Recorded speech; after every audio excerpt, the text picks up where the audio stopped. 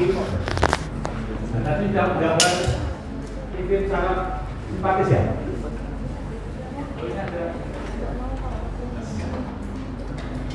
Silakan, ada pertanyaan enggak?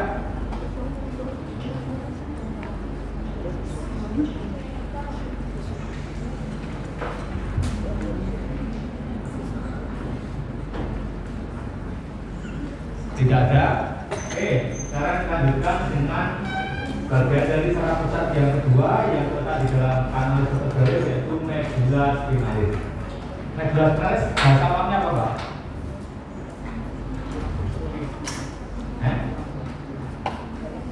Sampingnya bahasa awamnya yang pernah ada pelajari dulu apa?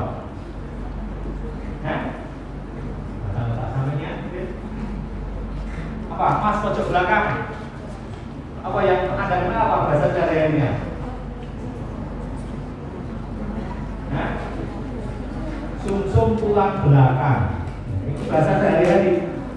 Kenapa saya sampaikan bahasa sehari-hari? Agar Anda besok tahu bahwa yang dimaksud orang awam sumsum tulang belakang adalah medulla spinalis. Apakah medulla spinalis ini sumsum tulang? Apakah sumsum tulang sebenarnya? Bukan ya. Nantinya banyak yang besar ya. Belum ya.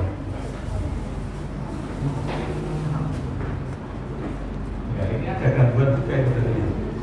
Syukurannya sudah tidak menyatu dengan baik. Ya. Sumsum tulang belakang, tetapi bukan sumsum tulang ya. Karena nanti Anda sudah belajar osteologi, nanti kan ada jenis tulang macam-macam. Salah satunya yang osteum, tulang panjang, di dalamnya kan ada medulla osseum, sumsum tulang. Yang Anda kalau makan bakso, ada bakso yang dipotong apa? Sumsum tulang itu sumsum tulang, medulla osseum, bagian dari sistem apa? Sistem hematopoiesis darah ya. Kalau ini adalah sumsum tulang, tetapi bukan sumsum tulang belakang, tapi bukan sumsum tulang, tapi bagian dari sistem saraf pusat yang nanti kita lihat. Nah, ini seperti ini. Oke, Mbak, pojok depan. Nama dari mana, Mbak? Gambar ini. Napas dari mana, Mbak?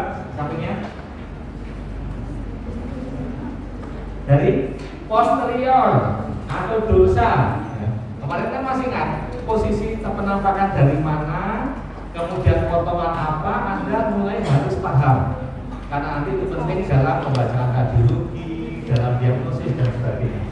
Ya, ini adalah kotak medulla spinalis dengan beberapa yang keluar yaitu nervus spinalis tampak dari posterior atau tampak dari dorsal. Ya. Jadi medulla spinalis bagian dari sistem saraf pusat yang terletak di dalam kanalis vertebralis, di dalam saluran pada tulang belakang. Anda ingat lagi bagaimana tulang belakang strukturnya seperti apa dan apa struktur yang menyusun dari kolumna vertebralis. Ya, kanalis vertebralis, kanalis vertebralis berbentuk silinder panjang. Ya, lanjutan dari medulla oblongata setinggi foramen occipital magnum. Masih ingat ya? Di kranio nanti di basis kranionya ada lubang. Masih ingat ada banyak lubang di sana? Apa yang Anda ingat, Pak? Ya, lubang ada. Apa sampingnya? Apa? Ya, banyak ya. Lubang magnum, jugularis, foramen laser, undung, okal kan masih ingat ya? Viscera orbitalis dan sebagainya. Ini ada panjang ini diingat tadi ya, karena itu lubang-lubang foramen pada kepala adalah tempat saluran pembuluh darah, saraf dan sebagainya. Nah, yang besar adalah foramen occipital magnum, nanti tempat berlanjut medulla oblongata menjadi medulla spinalis. Biasanya nanti dia pada orang dewasa akan berakhir setinggi vertebra tumbal 1 atau 2. Ya. Vertebra tumbal 1 atau 2 ini penting pemahaman ini karena kalau Anda nanti sebagai dokter tidak boleh melakukan tindakan fungsi menusuk pada tulang punggung itu setinggi vertebra lumbar 1 atau 2 ke atas, karena bisa risiko mencederai medula spinalis, misalnya lumbar fungsi atau tindakan yang lainnya itu harus di bawah lumbar 1 atau 2, biasanya di sekitar vertebra lumbar 3 atau 4 ya. Lebar sekitar 6 sampai 12 mm ya, 1,2 cm. Panjangnya sekitar 2 sampai 45, lebih panjang pada laki-laki karena ini berhubungan dengan perbandingan tinggi tubuhnya ya. Beratnya kurang lebih 2 meter besar, dan nanti dari sini akan keluar 31 pasang nervi spinalis menginervasi seluruh bagian tubuh kita yang tidak dipersamai oleh nervi kranialis ya. Tadi sudah belajar nervi spinalis, nervi kranialis ya, kurang lebih ya. Sekarang 9 apa Mbak? Nah, busofaringeus ya, ini seperti ini ya, nanti kalau dipahami ya. Ya, oke, ya. Sini yang keluar sebagai nervi spinalis ada 31 pasang. Nah, setelah skematis seperti ini, tetapi nanti pas Anda lihat besok, perhatikan itu, besok dilihat medula spinalis seperti apa, yang basah, yang kering seperti apa, karena gambarnya tidak sebesar ini, tidak sebesar ini, tidak sebesar ini, yang mungkin gambaran substansi adhesinya tidak sebesar ini, tidak sebesar ini. Tapi nanti ada yang seperti ini, kita punya preparat yang seperti tadi otak dan medula berlanjut nanti bisa dilihat baik secara in situ maupun yang sudah dikeluarkan. Jadi secara skematis gambarnya seperti ini, medula spinalis dengan nanti komponen-komponen yang untuk tadi spinalis, tadi ada untuk nervi spinalis, kemudian ini yang posisi in situ. In situ itu yang masih pada tubuh yang asli, artinya tubuh posisi sebenarnya. Ini tindakan seperti ini agak sulit ya, karena kita melakukan laminektomi ini memotong lamina-lamina pada vertebrae, kemudian kita tampilkan medula spinalis tambah dari posterior. Nah, kedudukannya di dalam kanal vertebrae sini ya. Ini adalah medula spinalis salah satu segmen. Ini adalah corpus vertebrae. Ini di bagian anterior, kemudian di bagian posterior ya. Nanti akan keluar dari sasis anterior dan posterior berarti menjadi nervi spinalis. Nah, nanti nervi spinalis sudah dibahas oleh dokter Numaina tadi ya. Ada 31 pasang nervi spinalis, nanti silakan dilihat keluarnya semua itu di bawah ya, torak satu bawah kecuali yang cervicalis itu di atasnya dulu, nanti sebagian ada yang di bawah C7 yang 8. Nah, medula spinalis itu sebenarnya awalnya itu mengisi seluruh ruangan pada kanalis vertebralis. Tetapi karena sistem skeletal perkembangannya lebih cepat daripada sistem saraf, maka medula spinalis itu tadi tidak berakhir pada sakralis, tetapi setinggi vertebra lumbar 1 atau 2. Nanti tujuannya berbentuk kerucut, namanya conus medularis. Conus medularis. Ini biasanya sudah sering saya tanyakan ya. Kemudian nanti dari sini yang artinya akan menerus ke bawah yaitu sebagai filum terminal di sini. Nah, tadi pada masa embrio nervi spinalis itu awalnya sejajar ya, tetapi karena nervi spinalis itu lebih lambat daripada sistem skeletal, dia seakan-akan tertarik ke atas dan namanya ascensus medularis peristiwanya atau kondisinya. Tapi yang artinya ini medula spinalis ini kira-kira tangkap dari mana Kak gambar ini? Ya, dari lateral. Ya. Anda lihat sebagaimana vertebrae kalau dilihat dari posterior atau anterior tampaknya lurus, tetapi ketika dia dari lateral tampak ada lekuan. Masih ingat ada namanya apa lekuan pada vertebrae? Enggak bisa jawab. Lekuan pada vertebrae dulu. Wah. Ada satu kali, Mas. Curvatura. Masih kan? Curvatura mayor, curvatura minor, ya. Nah, di sini sudah ikuti, ya. Medula spinalis sudah ikuti bentuk dari vertebrae tersebut, ya. Karena nanti ada kelainan-kelainan, misalnya pada ada skoliosis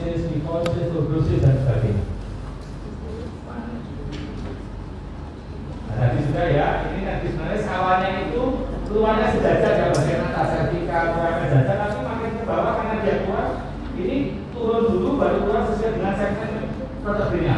Maka bentuk gambaran seperti ekor kuda yang disebut sebagai kauda equina. Secara klinis area ini penting dalam melakukan pengambilan LCS, lubang fungsi atau kemudian anestesi spinal. Kenapa kok misalnya anestesi spinal atau lubang fungsi kok harus di bawah lubang 1 juga mas? Kenapa kok di lubang 3 atau 4 dulu?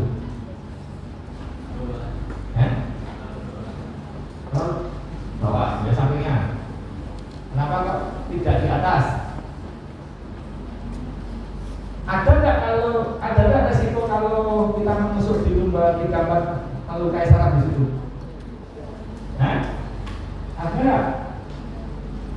Ada, tetapi resikonya tidak sebesar kalau mengenai medulla spinalis. Karena mungkin yang kena adalah kauda equina tadi. Kalau medulla spinalis itu kan batang gitu ya. Kalau ditusuk resiko itu bisa kelemahan, lupa dan sebagainya. Tapi kalau kauda equina ibaratnya sapu lidi. Ada sapu lidi. Sapu lidi itu kalau patah 1 patah 2, kira-kira masih berfungsi nggak? Memang ada resiko, tapi kalau pun terkena biasanya tidak sampai menimbulkan efek, tidak menimbulkan gangguan dan sebagainya. Ibaratnya sapu lidi tadi karena kan sarafnya banyak sekali di situ. Ya biasanya di bawah kita lubang ini bawah lubang 3 4, kita lubang 3 4 ya. Ini kauda equina tadi. Penting dalam melakukan lubang fungsi itu mengambil sampel LCS, liquor cerebrospinalis, atau pemberian anestesi spinal. Nah, untuk keduanya tadi sama data terang. Di sini di medulla spinalis itu ada 2 pembesaran, yaitu di daerah cervical, di daerah lubang.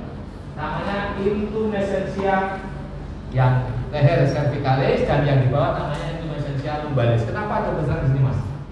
Kenapa ada pembesaran di cervical, lumbar dan sebagainya? Ada peningkatan peningkatan jumlah neuron, betul. Sampingnya, Mbak. Kenapa ada peningkatan jumlah neuron di situ? Sampingnya. Kalau apa ini jawab, nggak apa salah betul nggak masalah. Ya, jawab saja sebisanya. Sampingnya, Mas. Ada yang tahu kenapa? Tadi sudah betul, ada peningkatan jumlah neuron. Sampingnya lagi, Mas. Ya betul, karena inervasi lebih banyak dari situ. Yang cervical inervasi ekstremitas superior, yang lumbar inervasi ekstremitas inferior. Karena ekstremitas ini aktif, banyak kegiatan dan sebagainya, maka ada kompensasi, terjadi peningkatan jumlahnya, mungkin ukurannya dan sebagainya, sehingga terjadi pembesaran di sini namanya intumescentia cervicalis dan intumescentia lumbalis. Itu memang sudah hukum ya, hukum alam sunatullah. Kalau ada sesuatu yang berjalan pasti ada peningkatan. Biasanya seperti itu. Tadi tadi kan awalnya isi ruang ini, tapi karena lebih lambat isi saraf, maka dia akan tertarik ke arah namanya ascensus medullaris.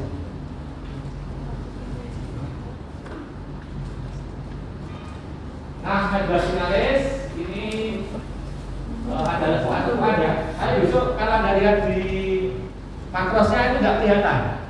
Pas di potongan itu nggak begitu kelihatan, kecuali kalau pakai apa itu lensa. Pakai lensa itu mungkin kelihatan, tapi kalau mata kepala biasa nggak begitu kelihatan.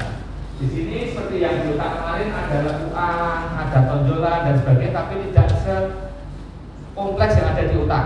Ya, nanti di sini menyusul dari gambaran-gambaran substansi agresia dan substansi alba. Di sini nanti ada lekuan di untuk menarik baik di antara posterior, kemudian ada di sebelah di sampingnya.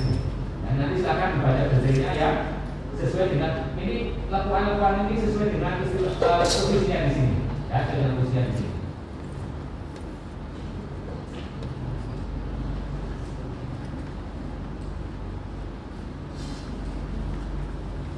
Nah, pada permukaan posterior nanti di sini juga ada struktur dan sebagainya. Kemudian ini gambaran dari substansi agresia spinalis dan substansi alba yang ini. Nah, ini gambaran dari mungkin bisa dibahas untuk mainan ya, dari medulla spinalis substansi agresianya. Yang anterior akan keluar radix anterior yang mengandung komponen apa? komponen motorik. Ya, motorik masih ingat kemarin dari lamina apa? Lamina apa sampingnya? Kemarin ada sebenarnya dari lamina apa yang motorik? Sampingnya? Apa ada yang tahu? Dan besok ujian responsinya atau ujian berikutnya ya seperti ini. Lamina basalis, masih ingat ya? Hal yang belakang yang lamina analis nanti menjadi komponen sensoris menjadi radix posterior, nanti akan bergabung menjadi nervis spinalis. Dan nervis spinalis berarti mengandung komponen baik sensoris, motoris, bahkan nanti yang di daerah thoracolumbar juga mengandung komponen apa? Otonom simpatis. Ya, tadi sudah karakter sudah ya? Saya. Oke, nanti seperti ini. Nah ini yang apa ini? Bentuk ini apa ini? Apa Pak? Yang pojok ini apa Pak? Yang bentuknya apa ya? Hah? Neuron apa? Ganglion, masih ingat kali ya? Ini adalah ganglion. Ganglion itu adalah kumpulan badan sel di saraf tepi. Ini ada ganglion besar nanti badan sel pertama sensoris itu kan di sini, ya. Yang di badan nanti.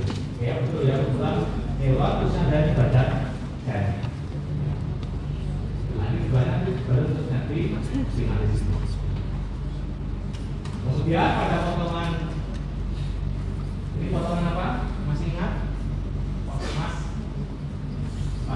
Potongan apa dari mana? Potongan apa ini? Apa? Belakangnya, Mbak. Potongan apa, Mbak? Oh, Mas? Ya? Apa? Ketiga? Transversal, bisa. Dua-dua saja. Ya, potongan transversal ini berbeda ya di berbagai regio ya. Baik regio cervicalis dan sebagainya itu berbeda-beda. Komposisinya berbeda antara substansia bisanya yang ini adalah komponen dari badan neuron ini, substansia bisanya yang di pinggirnya tepi ini adalah substansia alfa. Ya, substansia bisanya itu gambaran seperti huruf H atau ada yang dari kupu-kupu.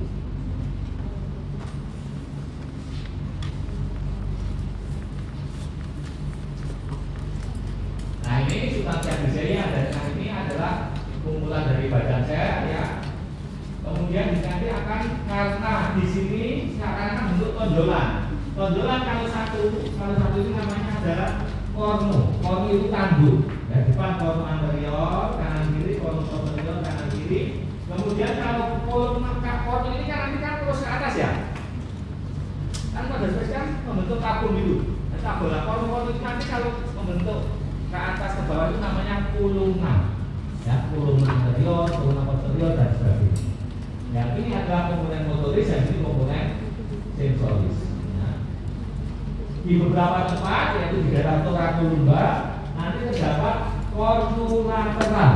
Ya, kornu lateral medullospinalis tempat neuron preganglioner pada komponen simpatis. Ya, thoracolumbar dan simpatis. Jadi nanti badan sel preganglioner misalnya komponen simpatis adalah di mana?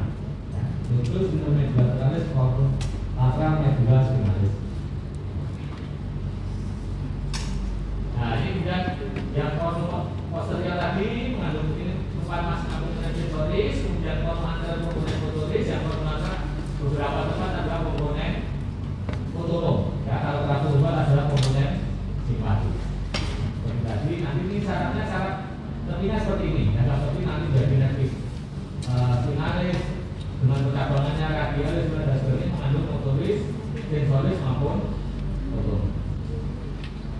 Nah, substansi albanya yang mengelilingi ini nanti dia membentuk funiculus, ya funiculus anterior, lateral dan posterior. Nanti mengandung komponen akson, ya akson. Substansi alba ini ada kumpulan akson membentuk fasciculus, tractus dan sebagainya. Nah ini nanti kita lihat ada beberapa fasciculus yang khas di sini adalah fasciculus gracilis dan cuneatus.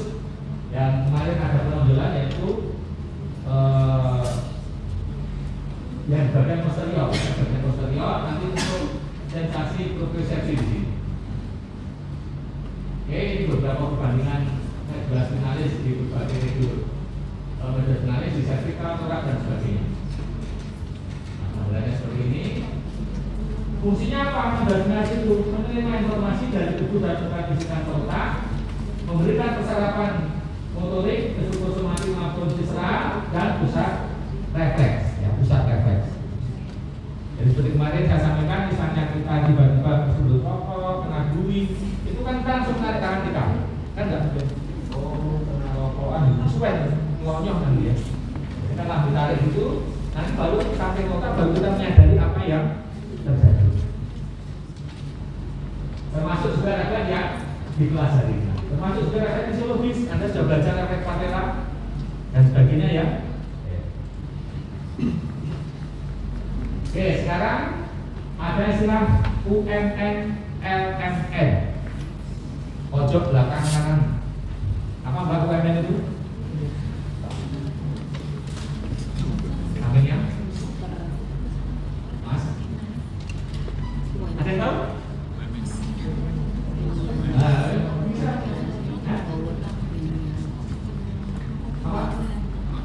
Apa motor neuron? UMN, upper motor neuron versus LMN. LMN apa? Lower atau kebalikannya kan? Upper atau lower kan ini ya. Ini saya sampaikan. Nah, makanya nanti Anda ketika di neurologi, di ilmu kedokteran saraf ya, di bagian neurologi saraf nanti Anda akan ketemu istilah ini. Apa itu LMN? Ya, karena nanti kelumpuhan atau gangguan gambaran klinis lesi kerusakan UMN berbeda dengan lesi kerusakan LMN. UMN itu mana? UMN itu dari sini mas, ya, dari sini otak sampai dengan kor anterior itu namanya adalah UMN, ya, UMN, upper motor neuron. Sedangkan dari kor anterior ini, ya, kor anterior ke sini sampai dengan otot itu namanya LMN, lower motor neuron.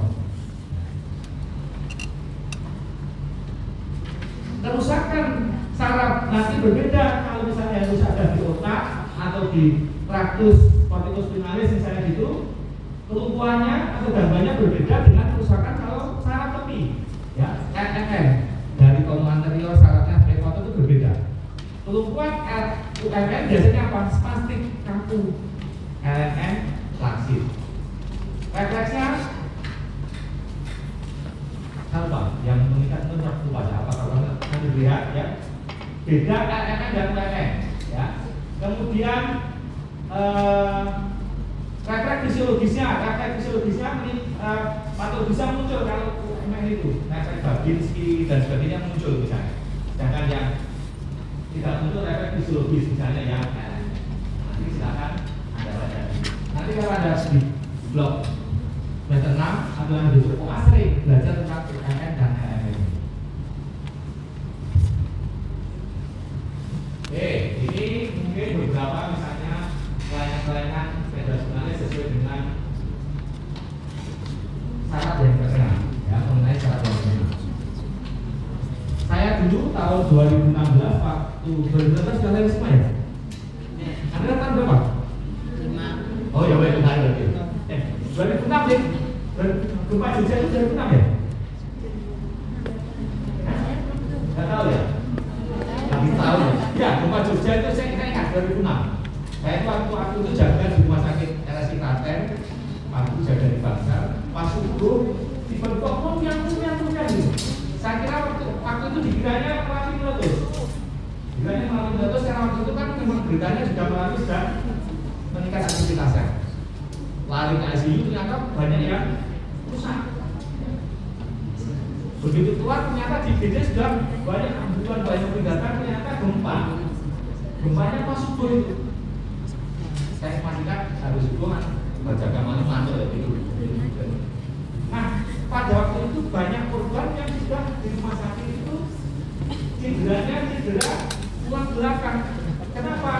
Ada yang duduk terkena tembok, kena ini ganda tahu ya? Ganda itu bangunan yang di atas itu. Nah, tergantung nanti mengenai mana. Kalau mengenai bawah, ya mungkin yang maaf, yang lemah lumpuh, yang bawah. Ada yang maaf trauma di leher. Banyak kasus itu terjadi tetraplegia. Jadi lumpuh semua tangan, kaki, lumpuh meninggal ini dia hidup artinya bisa komunikasi, tapi lumpuh karena terjadi cedera mendominasi tapi tinggi servikal. Nah, jadi nanti tergantung dari ini hati-hati. Mungkin kamu punya adik, punya anak kecil main-main, ya maaf ya, dulu waktu SD kan sering main dulu, tarik kursinya. Aku kadang di video-video itu kan teman-teman mau duduk, tarik kursinya. Hati-hati ini kalau tidak tulang belakang bisa merusak nebula spinalis.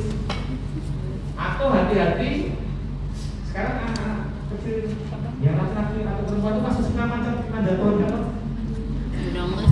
Kalau zaman saya kecil dulu itu kalau nenek mau manjat pohon dari jambu, sekarang itu masih gitu dah? Masih berarti waktu desa masih. Nah yang kita lakukan ya manjat pohon. Hati-hati yang suka manjat pohon itu zaman saya kecil itu pencit-pencitan itu tinggi-tinggian terus tadi mempan itu mempan dahan itu hati-hati itu sering terjadi. Nah kalau jadi panpel itu dahannya patah. Ada teman saya dulu patah tinggi 3 meter itu resiko hati-hati. Atau hati-hati bapak-bapak besok amat muda bapak besok kalau benaknya plafon itu injaknya harus pas. Sering ya terjadi di rumah saya itu bapak ya bapaknya mungkin segini nggak apa-apa ya, saya sudah 70-80 kilo kan ini yang bisa patah ini. Itu sering terjadi. Jatuh juga. Itu cedera tulang belakang ya. Ya maaf misalnya patah ini kan sanggul. Ini tulang belakang selain pekerjaannya tulang belakangnya kan juga resiko juga cedera. Kalau cedera saraf itu kan lebih regulasinya lebih sulit dibandingkan kalau misalnya tulang otot dan sebagainya. Hati-hati juga misalnya trauma naik mobil, naik motor itu hati-hati. Yang di plastik injury itu hati-hati juga sering terjadi mengenai nebula spinalis. Dan nanti tumpuannya tergantung di mana ya. Kalau servikal ya bisa parah, berat, tetraplegia atau parase. Ya misalnya seperti ini, misalnya mungkin Anda pernah dengar istilah Guillain-Barré syndrome (GBS). GBS itu biasanya adalah penyakit kelumpuhan motor yang progresif, itu kerusakan saraf. Awalnya dari bawah, lemah tubuh, hati-hati. Kalau sudah terjadi menyerang C345 ini bisa mengenai saraf diafragma. Nah itu bisa terjadi kelumpuhan atau diafragma, akibatnya apa? Tidak bisa nafas. Hati-hati itu bisa menyebabkan kematian. Jadi harus hati-hati. Jadi nanti misalnya bagaimana nanti dokter patofisiologinya, UBS seperti apa dan sebagainya. Tergantung. Nanti harus jaga hati-hati walaupun tadi main jangan model main tarik kursi. Ya misalnya itu hati-hati jangan jadi seperti itu. Kemudian kalau manjat harus hati-hati, resiko jatuh, ketinggian harus hati-hati dan sebagainya. Serahkan pada profesional saja. Serahkan pada ahlinya masing-masing.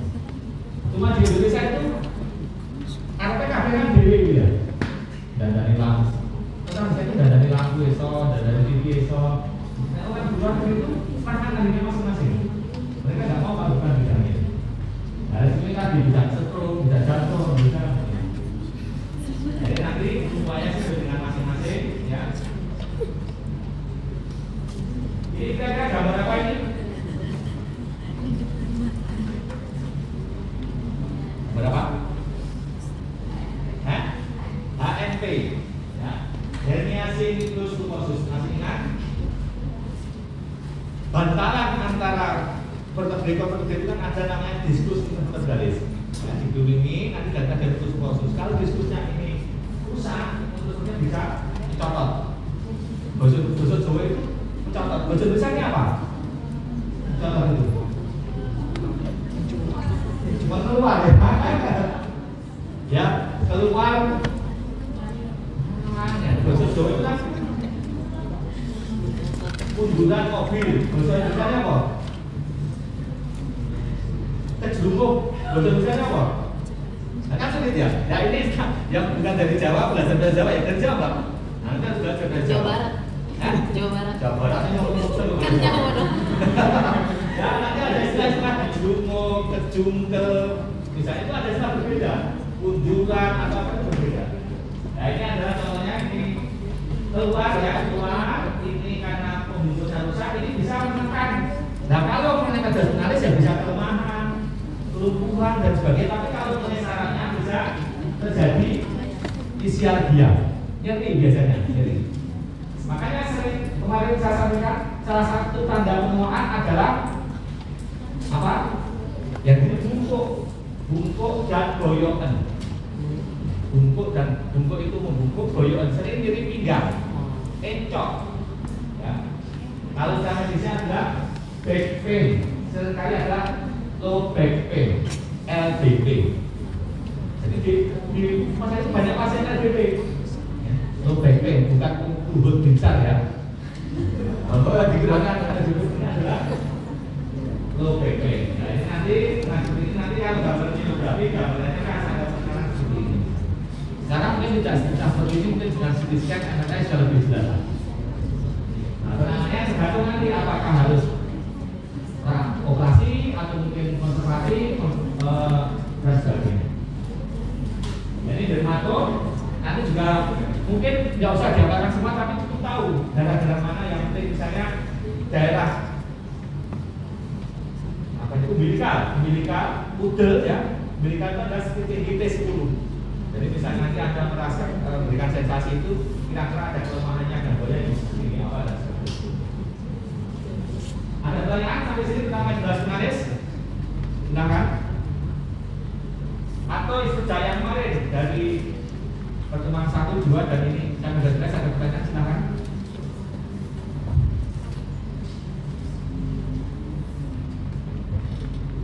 Silakan.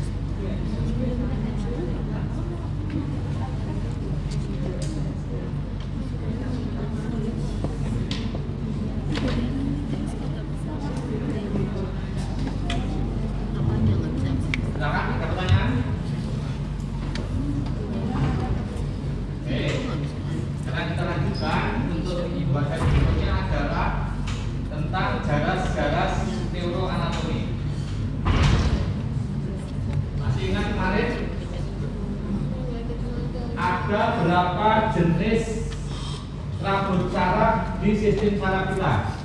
Berapa Mbak? Kemarin dapat dulu. Ya? Berapa?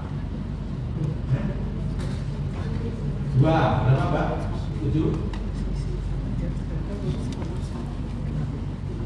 Berapa? 2. Berapa? 2. Mbak? Berapa? Ada berapa kelompok rambut saraf yang di sistem saraf kita? Berapa? 3. Ya, apa saja? Ini kemarin rambut komisura menghubungkan sistem saraf yang kanan kiri, proyeksi atas bawah, asosiasi titik yang berbeda pada sisi yang sama. Nah, sekarang kalau kita bicara jarak motoris dan sensoris, kita kebanyakan bicara rambut apa? Rambut apa di sini?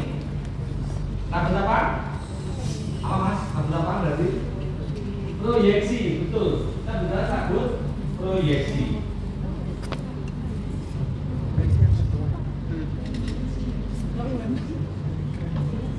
Oke, ya, rambut saraf pada substansi apa? Tidak tersebar, tapi membentuk suatu struktur ikatan fungsional, membentuk namanya traktus, fasciculus dan sebagainya.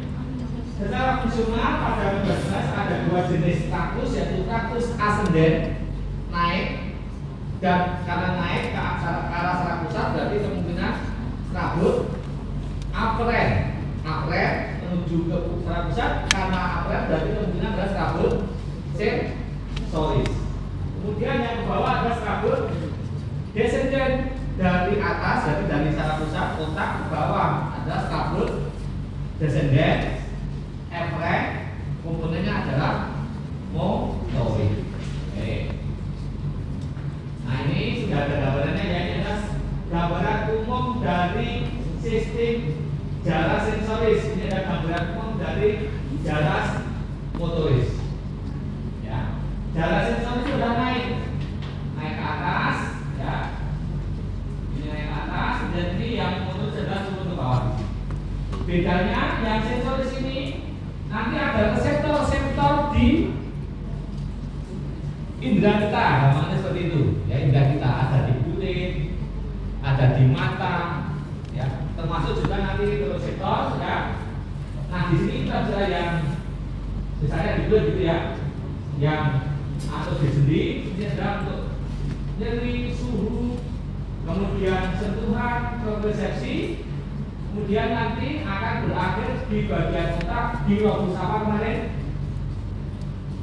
Lobus apa dulu? Aminnya? Lobus apa Mbak? Lobus apa? Lobus?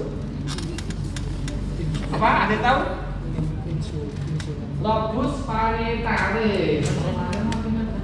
Parietalis, virus apa? Virus apa? Postcentralis. Ada yang berapa?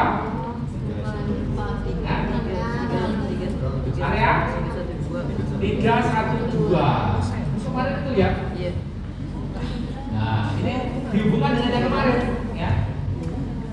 Nah, ini nanti ada 3 urutan neuron. Jadi gampangannya berganti neuron.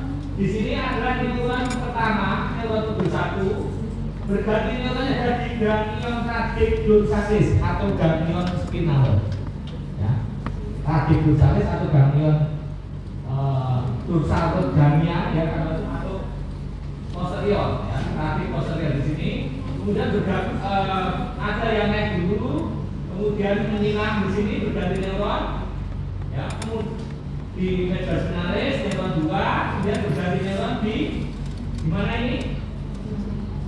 Sensoris kemarin harus lewat tengah dulu sebelum sampai ke korteks, lewat talamus. Nah, di ventromosularis talamus di sini.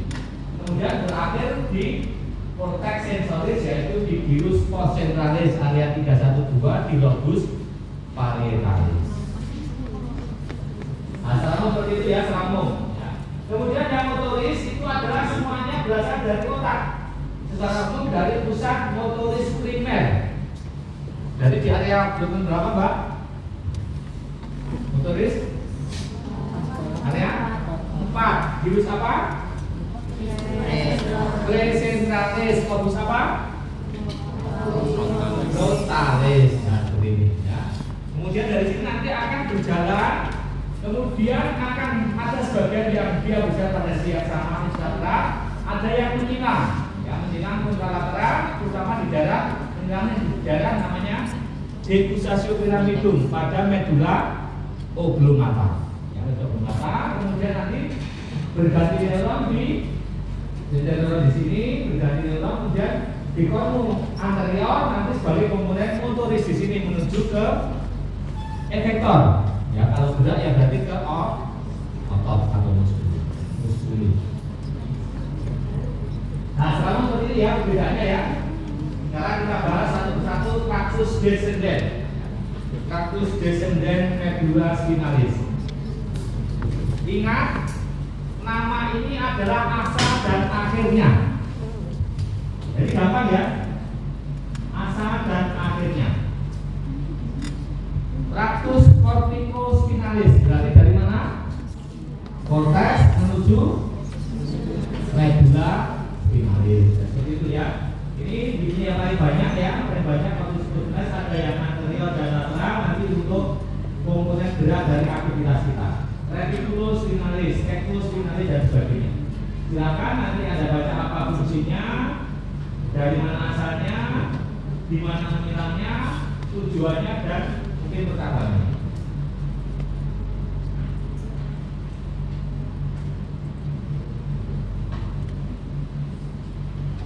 Nah, tadi sudah saya sampaikan ya ada 3 orgoneuron ya, ada 3 orgoneuron yaitu pertama adalah yang berasal dari cortex cerebri. Tadi motoris berarti di area berma nomor 4 di gilus presentralis, lobus frontalis ya keluar tadi sesuai dengan homunculusnya kemarin, masih ingat?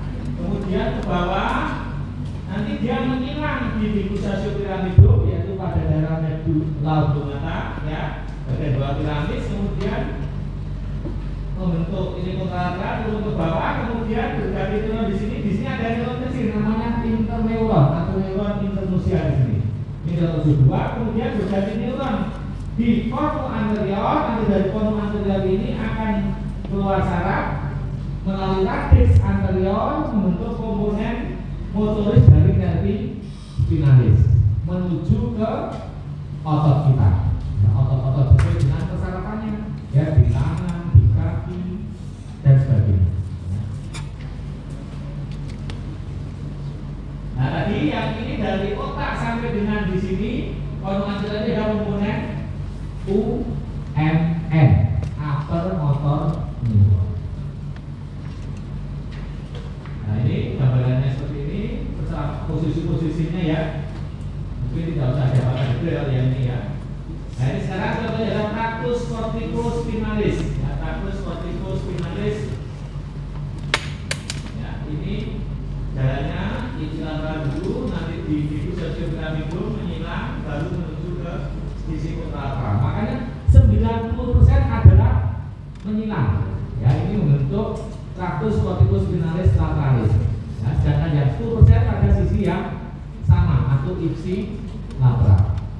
Makanya gampangannya otak kanan mengatur gerakan anggota tubuh sebelah kiri, yang otak kiri mengatur anggota tubuh sebelah kanan. Tetapi nanti kalau ada gambar tergantung pelayanannya di mana, apakah di otaknya, mungkin di makula interna, di pusat cerebrinya dan sebagainya. Nah, ini untuk gerakan terutama untuk gerakan ekstensitas kita.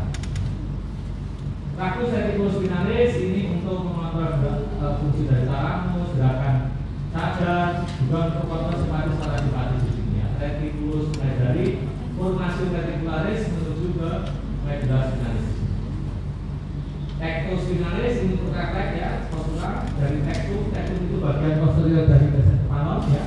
Ada polliculus superior, polliculus inferior ya. Dengan ini kalau yang ini adalah untuk pergerakan hubungan dari daerah mata. Namanya rubulus mulai dari nucleus puber ya. medula spinalis. Silakan nanti dibaca detailnya di buku Snell Clinical Neuroanatomy atau buku yang lain silakan. Gambar-gambarnya seperti ini. Nah, ada juga nanti ada istilah, nanti di fungsional ada istilah sistem piramida dan ekstra piramida. Yang termasuk komponen piramida adalah tractus corticospinalis dan corticobulbaris atau corticonuklearis. Corticospinalis itu dari korteks ke medula spinalis untuk gerakan-gerakan ekstremitas. Kalau yang corticobulbaris itu adalah menuju ke bulbus atau di daerah batang otak. Ya, nanti terterapi untuk motoris nervus 7, 12 dan sebagainya. Untuk gerakan, ekspresi wajah, otot wajah dan sebagainya. Kemudian yang di luar itu adalah ini corticobulbar sama ini ada komponen piramida, sedangkan yang lainnya adalah komponen ekstra piramida. Tadi yang bulbus spinalis, nervus 7 dan sebagainya komponen ekstra piramida. Ada pertanyaan sampai sini untuk komponen motoris. Apa yang terjadi kalau terjadi kerusakan pada komponen motoris ini, baik di otaknya, jarasnya dan sebagainya? Apa yang terjadi? Terjadi kelemahan sampai kelumpuhan, tergantung derajatnya. Nanti ada kalau nggak salah di rumah sakit nanti misalnya ukur kekuatan otot itu misalnya bisa ngangkat itu adalah 5, nggak bisa 4. Nanti kalau melawan nggak bisa 3, kalau nggak bisa sama sekali gerak itu ada 0. Mungkin gerak 1 dan sebagainya. Ya, nanti seperti ada cara mengukur motorisnya apakah sama kanan kiri, misalnya yang kanan 5, sini 3, berarti ada hemiparesia. Sini 5, sini 0, berarti terjadi hemiplegia. Ada pertanyaan sampai sini untuk motoris? Nah, kalau yang terkena adalah misalnya kemarin yang terkena adalah pusat bicara motoris, terjadi kelumpuhan bicara, terjadi afasia. Nah, kalau ini yang tadi ada motoris terutama yang untuk skill dan voluntary pada ekstremitas. Ya. Oke, silakan kalau ada pertanyaan untuk motoris. Oh ya, silakan. Oh ya, silakan. Kalau yang corticospinalis itu kan bilang di tapi kalau yang corticobulbaris itu kan berarti kan sampai di step. Ya. Jadi dia tidak bilang. Ya, nanti untuk yang corticobulbaris itu sebagian besar mendapat dua sisi. Dua sisi itu dari kanan dan kiri, jadi kontralateral dan ipsilateral. Kecuali yang di bawah mata ini pada dan tujuh ini adalah hanya dari sisi kontralateral. Jadi kalau kelumpuhan yang tujuh misalnya parah ini ya terjadi kelumpuhan yang berat. Makanya kalau kelumpuhan yang lain itu bisa lebih ringan karena dapat dari kanan dan dari kiri, kontralateral dan ipsilateral. Ada yang menyerang, ada yang tetap sisi yang sama. Untuk yang corticobulbaris atau corticobulbaris. Itu ya. Oke. Silakan. Ya kan? Jadi sudah belajar ini ya. Silakan kalau ada.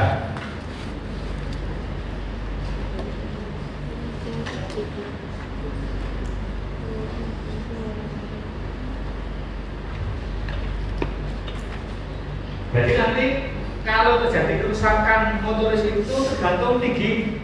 Nanti di detailnya di neurologi ya. Ini kita bicara umum dulu ya. Umum kontralateral tadi. Kalau nanti kelumpuhannya di atas atau di bawah, misalnya tadi di atas, kelumpuhannya di atas, kerusakannya di atas di pusat piramidum. Berarti kerusakannya bersifat apa? Kontra atau ipsi?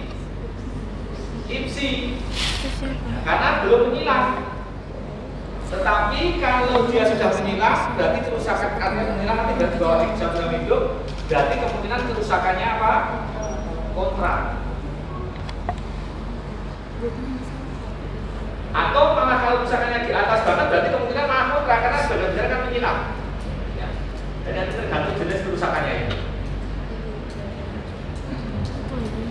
Karena juga tergantung nanti setinggi apa dan organ mana yang kena bisa berbeda-beda. Nanti untuk detailnya nanti aja di neurologi klinisnya. Nah, kita bicara secara dulu yang mudah. Oke, silakan ada pertanyaan.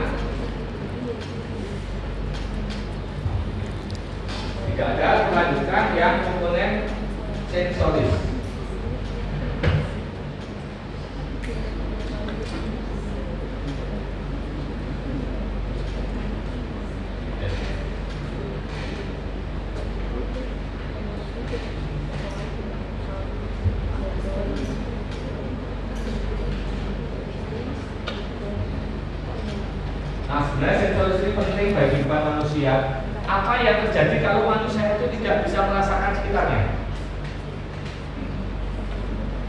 Tidak mendengar, tidak merasakan, tidak melihat, dan sebagainya, apa terjadi? Padahal kita lihat tiap hari ini ada sensasi dari luar, pendengaran, penglihatan, dan sebagainya. Pernah ada eksperimen, itu orang dikurung dalam, tapi dulu ya, mungkin ini zaman sebelum ada komite etik. Jadi kan dulu itu masih belum sekarang ada, itu ada penelitian orang dikurung dalam kamar yang gelap, tidak ada suara, tidak ada sensasi dan sebagainya. Walaupun kita di sini kan tetap ada sensasi, angin, enak kipas dari angin. Dan kalau dulu di dalam tidak ada angin, nggak ada getaran, nggak ada suara, nggak ada cahaya, nggak ada itu. Setelah beberapa hari itu orangnya itu seperti nggak sadar gitu. Makannya tetap biasa ya, tapi dia nggak sadar. Karena apa? Orang itu butuh sensasi dari luar untuk memberikan respon. Karena kan masih kan sensasi, reseptor, sensoris, kemudian otak, kemudian interpretasi otak, baru efektor memberikan respon yang sesuai. Nah itu kan nggak ada sensasi sama sekali. Ya, ada kelainan seperti itu. Bahkan pernah ada penelitian pada tikus yang diisolasi sendiri itu cenderung mudah stres dan depresi. Makanya sebenarnya orang-orang yang suka berkumpul teman, berkumpulnya dalam positif ya, itu sebenarnya lebih sehat, lebih bagus dan sebagainya. Tapi ya berkumpulnya itu berbulan itu makanya berkumpul positif. Sensasi itu kalau nggak ada sensasi kita belajar juga sensasi, belajar ini mendengar, melihat dan sebagainya. Nah, tadi kita sudah bicara yang motoris, sekarang yang komponen sensoris. Nah, sensoris ya. Kita umumnya ini yang umumnya melalui media finalis ya. Nanti silakan untuk yang indera, pendengaran, penglihatan, pengecapan, keseimbangan, penghidung nanti mungkin di sistem indera ya, nanti mudah-mudahan bisa mainkan pelajaran sekarang dibaca diri bagaimana perjalanan, bagaimana kita bisa membau, bagaimana kita bisa melihat nanti sesuai dengan materi indera, terutama penglihatan dan pendengaran disampaikan. Nah di sini adalah pada indera secara umum yang melalui kulit. Ya di sini nanti ada nyeri, suhu itu panas, dingin, raba. Raba itu ada raba halus, kasar dan juga diskriminatif, membedakan dua titik. Ya. Ada loh orang yang nggak bisa membedakan, misalnya ngambil koin itu ada kelainan, misalkan dia nggak bisa ngambil koin, karena ya kita beli gampang tuh, ya kita ngambil korban. Kalau ada gangguan nggak bisa itu, atau ada yang gangguan yang lain. Jadi ya komponen sensorisnya dari luar, kemudian ada reseptor, ya, kalau yang sehat nyeri, suhu, dan kontak dan propriosepsi. Ya, termasuk untuk propriosepsi itu yang reseptornya di muscle spindle, ya, otot intramural. Seperti saya berdiri ini ada terus stimulus, proses dan efektor. Kalau enggak nanti jatuh ini. Kita bisa duduk dengan stabil, berdiri stabil ini terus ada otot-otot yang menjaga posisi kita ini. Jadi yang 100 ascendent, namanya ada ascendent berarti naik, ya. Ini sudah ada namanya masing-masing, ya. Untuk nyeri dan suhu ini 100 spinocalamicus lateralis, misalnya. Namanya spinocalamicus berarti dari mana? Medulla spinalis ke talamus. Talamus di nukleus spinopostulateralis talami.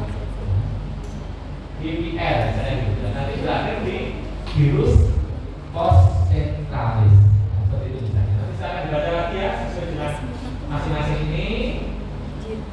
Nah, ini adalah jalasnya. Ya, jalasnya ada neuron 1 itu dari reseptor sampai nanti berganti badan neuronnya adalah di ganglion radicusalis atau ganglion spinalis. Ya, ganglion radicusalis. Kemudian di sini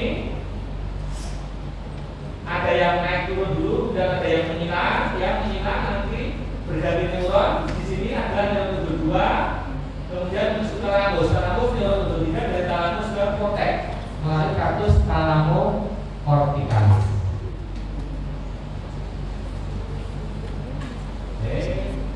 Ini misalnya untuk traktus dari dulu, seperti ini, traktus talamus naturalis. Oke, saya beri pertanyaan yang bisa menjawab. Saya beri poin 5, nanti tambah responsi. Langsung angkatan ya, cepet-cepetan ya.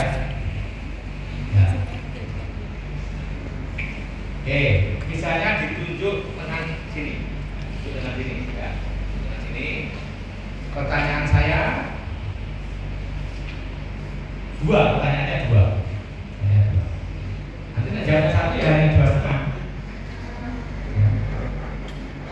Badan sel neuron pertama yang membawa sensasi nyeri dari daerah tersebut terdapat di titik-titik, kemudian menuju ke korteks cerebri, dibawa oleh traktus titik-titik. Ada yang mau jawab silakan. 5 poin. Nanti dapatnya 95 dari 100. Dapatnya 100, 105. Ya, 105. Nanti malah. Ada yang mau jawab silakan. Bebas. Yuk.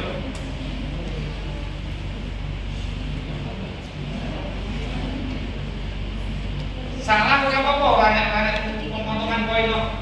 Nek betul 1 poin, nek salah nggak ada pemotongan poin. Yang mau jawab silakan. Yuk, saya itu 1. Ya, nah, oke, saya ulang ya. Saya tunjuk misalnya di sini, ya. Badan sel pertama neuron yang membawa sensasi nyeri dada tersebut terdapat di titik-titik. Kemudian kan jalan ke atas sensasinya ya.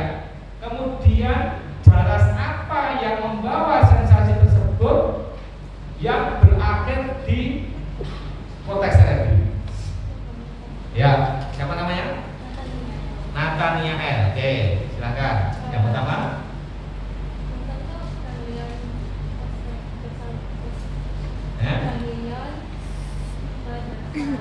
Ganglion rami dorsal. Terus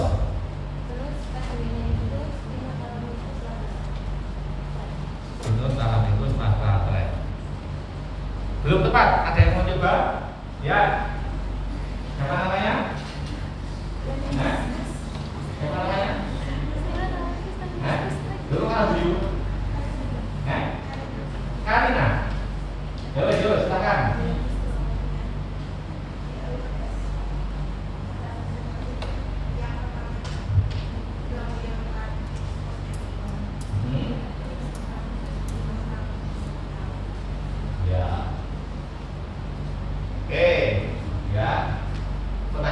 Didengarkan lagi ya. Tadi jawabnya ada tadi apa? Gantian apa? Dorsal? Ya. Ya, tepat ya. Tadi ada jawabnya apa? Gantian? Radix posterior. Ya. Gantian radix dorsalis atau dengan radix posterior betul. Ya. Saya jawab siji itu apa dhewe? Acan itu dibagi siji. Ini terserah ya, 2,5 nanti tak berikan ke Anda. Yang mau dibagi 3 1 apa 2,5 ya terserah. Nanti namanya siapa lagi? Karena tolong kau juga ya, itu diingatkan ya. Nah sisi tak bisa terus nilainya. Ini kalau 2,5 ya udah 2,5. Kemudian apa tadi? Yang pertanyaan saya tadi apa? Ya jadi terus jaras yang dibawa oleh sensasi tersebut berakhir di korteks cerebri. Jadi jarasnya apa? Tadi kan ada jaraknya spinous talamus naturalis. Itu yang dari medulla spinalis ke talamus. Sedangkan yang berakhir di korteks cerebri adalah jaras dari ini. Dari talamus ke korteks adalah jaras talamokortikalis. Nah,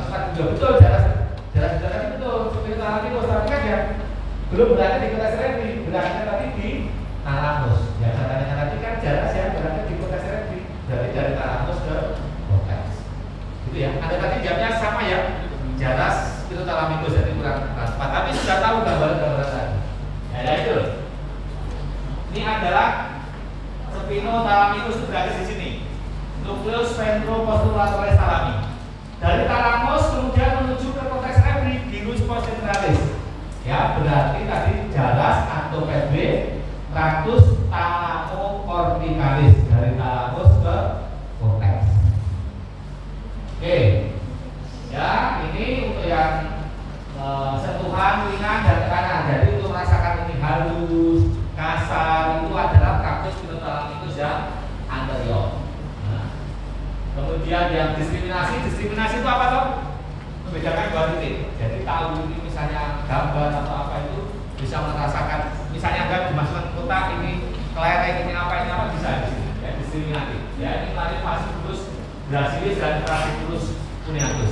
Fasciculus gracilis itu yang dari bawah T6, jangan yang cuneatus dari T6 ke atas. Ya, nanti di sini ya, di pendobel mata Fasciculus tadi membentuk bangunan apa kemarin? Tuberculum cuneatus dan tuberculum gracilis. Kemudian terus naik nanti sampai ke konteks gracilis. Oke, ini secara umum ya secara gambarannya untuk berjalan saja. Nah, sekarang pertanyaan terakhir. Tadi sudah dapat 2,5. Pertanyaan kemarin kan saya sudah cerita jarak-jarak sini ya. Anda percaya nggak ada jarak sini? Percaya kan banyak metode untuk mengetahui jarak sini. Dulu banyak penelitian dan sebagainya. Bagaimana cara teknologi untuk mengetahui apakah nama teknologi untuk mengetahui perjalanan jaras-jaras di otak dan sistem saraf kita yang dilakukan saat ini yang paling modern? Ada satu ada yang mau jawab? 5 juga poinnya. Apakah nama, cara, metode atau teknologi mengetahui jarak-jarak saraf di otak kita? Oleh seperti itu aja. Ada yang mau jawab? Apa nama metodenya atau caranya? Katakan, silakan. 5 poin. 5 poin. Ya. Nek dirembuk catimo nanti siji-siji. Silakan. Ada yang mau jawab? Silakan. Jangan bubing loh. Aja bubing loh. Apa ada yang coba jawab? Silakan.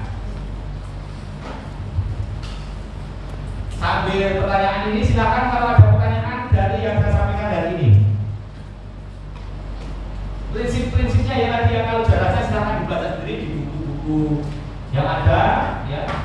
Di Lau juga ada, di Senar ada, di Sobota ada, semua ada, bukan ada semua. Apa nama teknologi, metode, cara untuk mengetahui jarak yang ada di otak kita saat ini?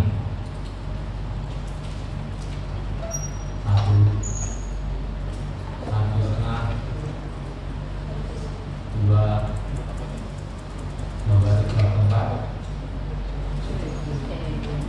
4, 5. Yang mau coba jawab? Angkat tangan silakan.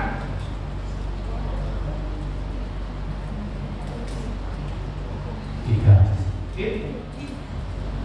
Ada yang mau coba jawab? Ya. Ini kuis ini 2 waktu ini ya, kita punya jawab. Silakan apa?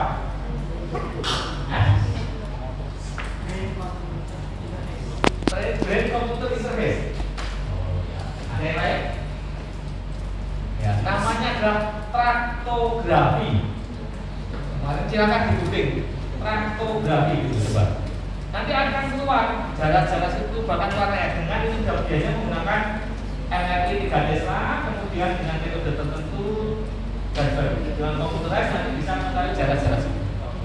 Kalau brain computer interface adalah bagaimana menggunakan mesin dan otak bisa berkomunikasi. Nah, jadi nanti itu menarik sebenarnya ya, tertarik ya. Nanti kita bisa masuk ke dalam otak itu ke mesin itu. Yang contoh sederhana misalnya ada punya game di laptop atau di tablet itu mainnya pakai otak, nggak usah pakai tangan. Jadi langsung pakai chip di sini, nanti otaknya langsung kanan kiri maju depan itu langsung di sini, nggak usah pakai ini. Kontrolnya jadi bisa menggerakkan bola yang ada di komputer dan sebagainya, itu namanya brain computer interface. Contoh yang sudah menggunakan itu siapa? Yang sudah menggunakan brain computer interface itu siapa yang sudah pernah menggunakan? Siapa? Stephen Hawking. Hawking itu seorang ahli fisika. Itu dia kena ALS, lumpuhan motorisnya ini. Dia nggak bisa tulis, nggak bisa ngomong, maka langsung pertanyaannya langsung komputer. Dari pikirannya langsung diterjemahkan di komputer, di monitor tulis. Contohnya seperti itu. Nah, mungkin yang kompleks. Nah, ini kan sekarang Elon Musk dan sebagainya kan juga sedang mengembangkan Neuralink dan sebagainya. Mimpinya Elon Musk itu katanya besok mungkin kan nggak perlu belajar ya, mungkin besok langsung otak esapol di download komputer, kemudian yang mau beli atau mau bayar nanti langsung otaknya itu dokter spesialis berdasarkan langsung Anda beli drive-nya terus ditransfer gitu ya. Itu aku kan tidak seperti itu, tapi hal sederhana yang bisa itu juga sudah ada filmnya itu. Filmnya judulnya Transcendent. Nah itu di download kemudian dipindah otaknya itu. Nanti banyak masalah etik, hukum dan sebagainya. Oke, sampai sini ada pertanyaan silakan. Saya tadi janjian dan dokter jam 2 kita gantian. Biar nggak pulang kita sore-sore. Ada pertanyaan? Cukup? Cukup. Oke, kalau tidak ada saya kira sekian. Sampai ketemu lagi. Besok ya. Besok kelas anatomi ya. Ya, besok kelas anatomi dengan asisten. Saya mudah-mudahan bisa masuk ruangan ya. Saya tengok, saya dengan mainan bertanggung jawab buat ini. Silakan disiapkan untuk belajar. Mudah-mudahan bisa enjoy dan bisa pelajari materi-materi dengan baik. Terima kasih. Assalamualaikum warahmatullahi wabarakatuh.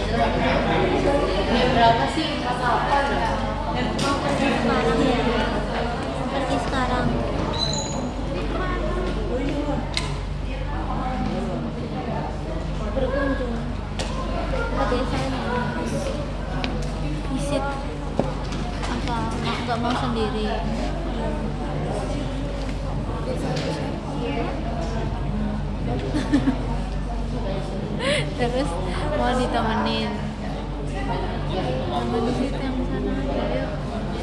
Mau yang sana.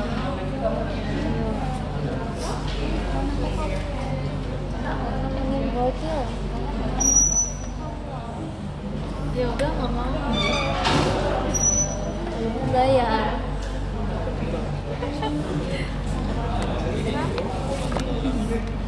Bayarnya nggak usah beliin aku es krim ya.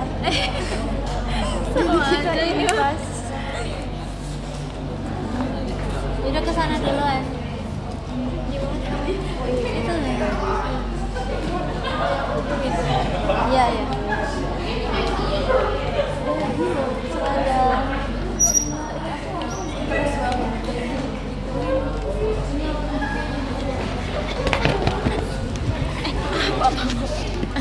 Dadah.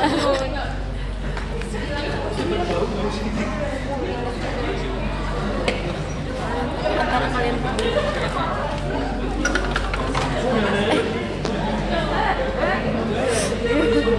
enak dipletekin bisa tuh. enak dipletekin